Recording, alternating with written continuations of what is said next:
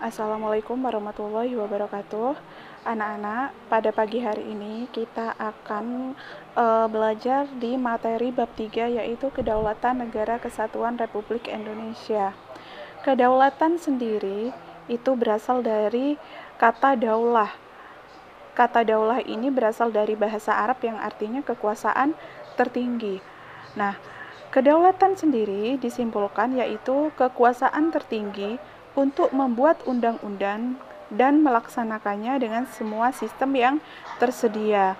Oleh karena itu, kedaulatan rakyat membawa konsekuensi rakyat adalah pemegang kekuasaan tertinggi dalam kehidupan bermasyarakat dan bernegara.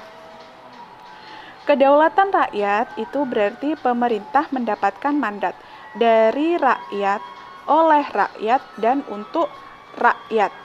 Gaya pemerintahan seperti ini disebut dengan demokrasi. Demokrasi di sini yaitu pemerintahan dari rakyat, oleh rakyat, dan untuk rakyat. Nah, keterlibatan rakyat dalam pemerintahan sebagai wujud pelaksanaan kedaulatan rakyat dilaksanakan melalui pemilihan umum.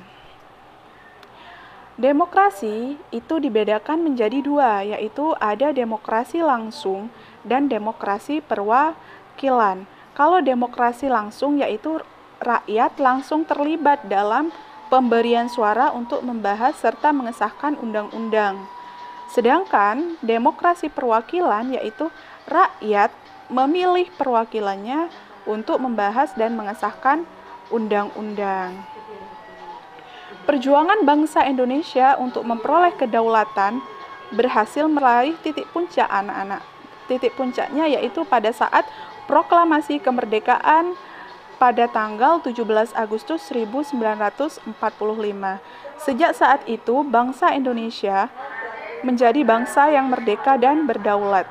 Bangsa Indonesia bebas untuk menentukan nasib bangsanya sendiri, untuk mengatur pemerintahannya sendiri tanpa campur tangan negara penjajah maupun dari negara lain. Adanya pemerintahan yang berdaulat merupakan salah satu unsur konstitutif sebuah negara. Secara de facto atau berdasarkan fakta, di samping itu harus memiliki rakyat dan wilayah. Ya, bayangkan kalau unsur konstitutif ini unsur yang wajib ada, anak-anak. Kita punya sebuah negara, tapi kalau tidak ada rakyatnya kan nggak mungkin ya. Atau kita juga punya sebuah negara tapi nggak ada wilayahnya. Nah, itu belum bisa disebut negara. Nah, bentuk kedaulatan di sini itu ada dua, yaitu kedaulatan ke dalam dan kedaulatan ke luar. Kalau kedaulatan ke dalam yaitu bangsa yang merdeka memiliki kekuasaan untuk menyusun dan mengatur organisasi pemerintahan sendiri menurut kehendak bangsanya sendiri, serta mengelola semua yang ada di wilayahnya yang mengandung sumber daya alam, baik itu darat, laut, maupun udara, tanpa campur tangan negara lain.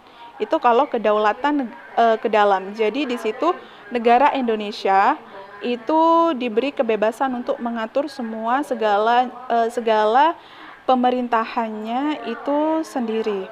Sedangkan kedaulatan keluar yaitu kekuasaan untuk berhubungan dan bekerja sama dengan negara lain tanpa terikat oleh kekuasaan yang lain. Contohnya di sini mengadakan perjanjian dengan negara lain.